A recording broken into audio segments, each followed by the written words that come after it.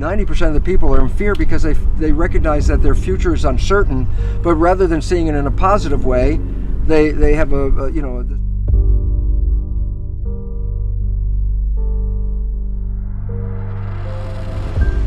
One of the most important things, because the subconscious mind really has fundamental programs of life that we acquire from our parents, our family, our community between the last trimester of pregnancy and the first 7 years. So this is why nature created the first 7 years of a child's life to download how to be a member of a family and a society and a culture by strictly observing other people. It's actually a brain function. It's a equivalent of hypnosis. Yes. Okay. So the fundamental programs of your subconscious are not yours. The conscious mind is yours. That's the creative mind. Well, the issue is that the conscious mind can travel in time. What are you doing next week? Yeah. Your mind lets go of the moment, goes to next week. What'd you do last week? Let's go of the moment, and you move into last week. Or I say, Ty, think of something in your head, and the moment you're thinking, you're not paying attention. Well, this is what the function of the subconscious comes in. When you're not paying attention, you go to autopilot. So it's not like you're walking down the street and you have a thought and then stop. Like that. No, you continue walking. Yeah, but you're not paying attention. So it's a subconscious that does all the jobs from walking to driving the car. And so why is this relevant? Because when we're not paying attention and we default to the subconscious, we play the programs that are in the subconscious. And then I go, yeah, but the programs in the subconscious are primarily not yours. They came from other people. And most of them, as psychologists tell us, most of the programs we get are disempowering, self-sabotaging, and limiting. And Yes. the relevance about that is this. If I'm going to play those programs, then by definition, I'm going to be shooting myself in the foot.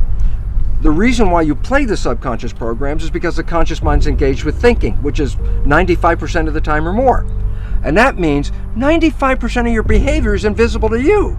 And why I really wanted to emphasize this so much is this, because we believe we're victims. Oh, I really wanted to be successful. I wanted to be healthy. I wanted to have a great relationship, and it's not working out. Yeah. And then you say, well, that was my intention, and it's not working, so therefore the world's against me. And then we go into victims like, God, I really wanted it and it didn't happen.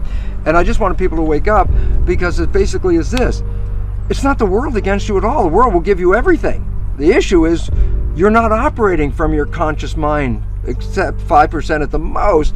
And so your life is really a reflection of your subconscious programming. Yes. Now you say to me, well, I got programmed from the last trimester of pregnancy, first 7 years, so I was being programmed when I was 1 and 2 and 3. And I go, absolutely. And you say, but what were the programs? I wasn't there. I have no idea what the hell the programs are. And I go, here's the neat part.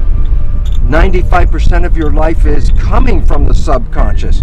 So all you have to do is look at your life and just look at it and say, for what? I say, what comes to you that you want and it comes to you easily, you have programs to allow that to happen. But what you struggle with, what you work hard on, what you have to put a lot of effort into, why are you working so hard? And the answer is simple. Because you have an invisible program that is sabotaging you from that point. So now all of a sudden you say, well, what do I need to change? I say, well, look at your life. Yes. And tell me what you're having trouble with. Yeah. Because that's the direct expression of a program that's not supporting you. There's always been a belief that the conscious and the subconscious minds are one and the same. So if I educate my conscious mind, then my subconscious mind should automatically know what the heck I just did. Yeah. Right? So then I say, well, yeah, guess what? How many self-help books did you read? And I go, oh, I read all these self-help books. I say, now that you read them, did your life change? And the answer is, no, not really. But I'm really smart, because if you ask me any questions about the self-help book, I can answer it. I say, well, what's the issue? And the issue is this. The conscious mind is creative. So yeah, I could read the book. I could watch this video with you in it. I could even just go, aha, and the conscious mind could accept that and learn it. But the subconscious mind does not learn that way. And that has been the problem, because we educate the conscious minds, get really smart, and our life stays exactly the same as it is. And the issue is why? Because it doesn't translate from the conscious to the subconscious, because the subconscious learns in, well, 3 to 4 fundamental ways. Number one, the first way it learned 7 years was hypnosis, because the brain was operating in a low vibrational frequency and just downloading what it saw. After you're 7, how do you learn? Habituation. How'd you learn the ABCs or the times table? You had to repeat it and repeat it and repeat it, and finally you got it, and then you know how to do it. You want to drive a car? You have to practice and practice, and then you learn how to do it. So if you want to change the subconscious mind, hypnosis is number 1, that works. Number 2, repetition, habituation. Yes. Create a habit. And at first it seems like a struggle because it's new to the subconscious mind. But hey, you didn't learn ABCD the first time you said it, you know, you had to do it again and again. But after you do it for a repetition period, it will be so natural that if you're not doing it, your subconscious mind go, hey, what's happening? We're not doing it. Yeah. So that's really good. We overcome that. A third way, which is very, some people get it and it's very powerful, but I wouldn't recommend it, is tremendous emotional shock. Boom! Something happens in your life and it's so dramatic that after that moment, you're not going to be the same person. The subconscious got it right there, okay? Yeah. And the newer one and the better one is a whole new field of belief change modalities, which are also associated with what's called energy psychology. Yes. And these are wonderful because basically it's a form of super learning. And what's neat about it, the conventional things like hypnosis or habituation, there's a time element that takes a long time. Yeah. But these new belief change modalities, like a super learning experience, you can change a belief you've had your whole life, 50 years, and change it in 10 minutes. Yeah. And so this is really, it's a new type of psychology that's coming in, but it's really necessary because, as they say, necessity is the mother of invention. Yep. We're running into a world that has a lot of necessity to change very, very quickly. So we're really happy to see that there are ways of changing without going through all that anxiety and stress, and we can do it really quickly. My favorite one is the one that I use because I'm the most familiar with it, but there's many of them in my books. I give a whole list, but the one I use is called Psych K, like the abbreviation of psychology. Yeah. It actually represents psychological kinesiology. Yeah. And it's an exercise where you get your right and your left brain hemispheres to work in harmony, which they don't do on a normal day-by-day basis.